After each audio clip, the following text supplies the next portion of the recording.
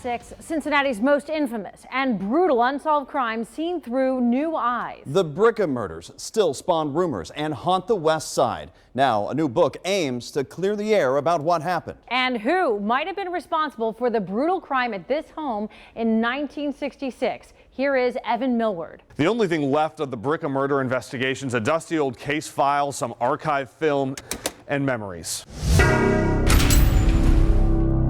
We were all scared. Everybody got big dogs and deadbolt locks and didn't sit on the porch at night anymore, didn't walk up and down the sidewalk. It ruined this neighborhood. It did. Totally ruined it. She lived down Greenway Avenue from Jerry, Linda, and Debbie Bricca. Judith and Linda were nearly the same age, the youngest housewives on the block. She had pretty eyes and she had a beauty pageant smile. She had a way with people. In these previously unreleased photos, you can see why Linda, a stewardess for a time, was turning heads. Jerry was a standout Stanford swimmer and successful at Monsanto's Addison facility.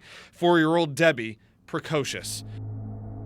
But late on September 25th, 1966, someone ransacked their home. Linda was stabbed 10 times, Jerry 9, Debbie 4. Hers so deep they cut all the way through her body. Why would someone do this?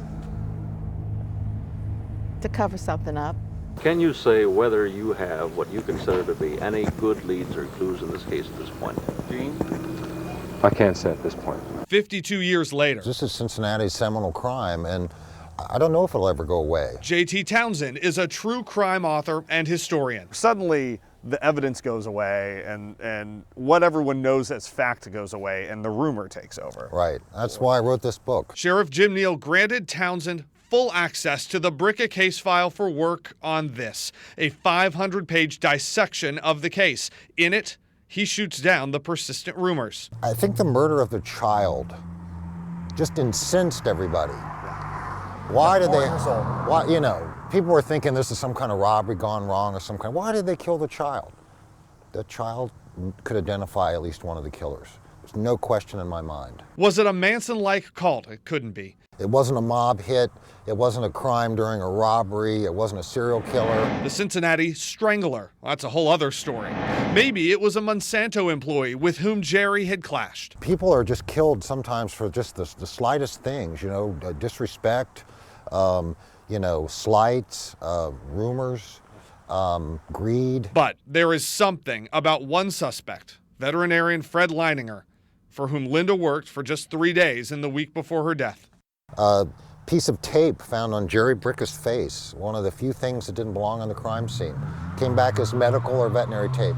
This is what blows my mind, Evan, that if this suspect did it, and he continued to run his business over here till 1995, if you kill 3 people, what part of your brain do you store that in when you go on with your life? An evidence bag in the case file says it contains his hair samples, but he refused to cooperate with investigators and killed himself in 2004.